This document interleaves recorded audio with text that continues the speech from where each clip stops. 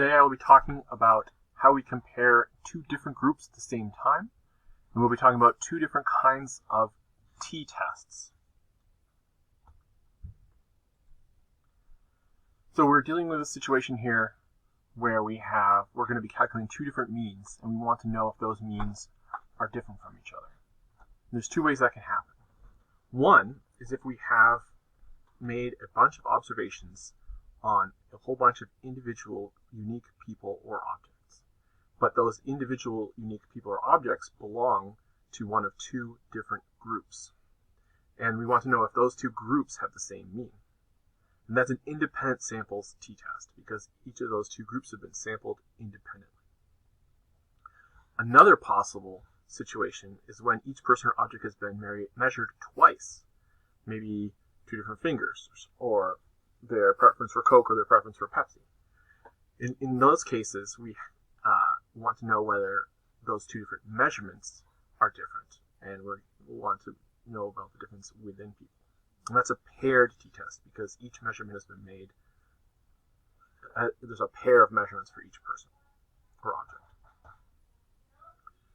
So if we start with an independent samples t-test, what we want to do here is we want to rule out the possibility that two separate samples measured on the different items come from the same population.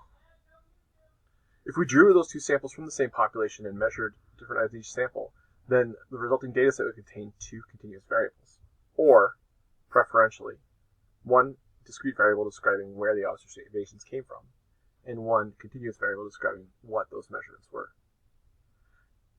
So those two groups should each have nearly the same mean as the source population. So that's the null hypothesis. So the research hypothesis is that we think those two samples come from two populations with different means.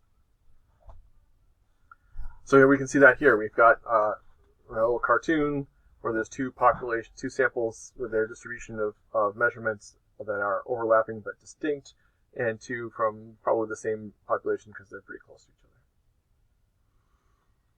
So when we have our data for an independent samples t-test, the preferred way to organize it, as I mentioned before, is to put them into two variables. A discrete variable that describes which group each observation came from, and a continuous variable that describes what we measured.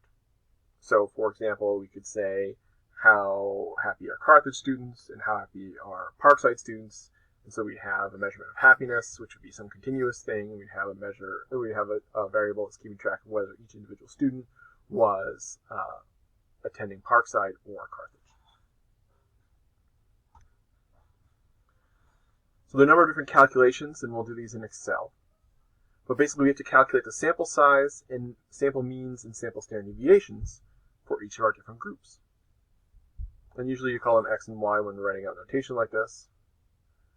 And then we have to take those two standard deviations and we have to pool them together to create a pooled standard deviation. And the math is a little complicated here because what we need to do is weight each group according to both how many individuals there are in each group and also how variable the groups are. And then we take that pooled standard deviation and we weight it by the pooled sample size to get a pooled standard error of the sample mean. So that standard error is what we're going to divide the difference between the two means are. So you find those two means, find their difference, divided by that pooled standard error, and that gives our t-statistic. In general, t-statistics are differences divided by standard errors. So the more standard errors are observed, t-statistic is from 0, the more probable our data seem to be. So we calculate the t-statistics, the difference between the sample means divided by the pooled standard error of the sample means. And we're going to then need to calculate our degrees of freedom to figure out which t-distribution to compare that t-statistic to. And it's roughly the two sample sizes added together minus 2, because we computed two different means. The actual computation that takes into account the fact that the two populations might have different standard deviations is too complicated to show, but I do have it in Excel. And so then we take our t-statistic and we compare it to the t-distribution of that many degrees of freedom. and the probability of observing a value that far away from 0 or farther is the p-value. So when we're evaluating independent samples t-test, first we look at our p-value, and so that p-value is the probability that both of the two samples come from the same population. If our p-value is less than alpha, it's less than our type 1 error rate, then we reject the null hypothesis, and we say that our test supports the idea the two samples come from distinct populations, each with their own mean. If our p-value is greater than or equal to our alpha, then we do not reject the null hypothesis. We say that our test supports the idea that the two samples came from a single population that has only one mean.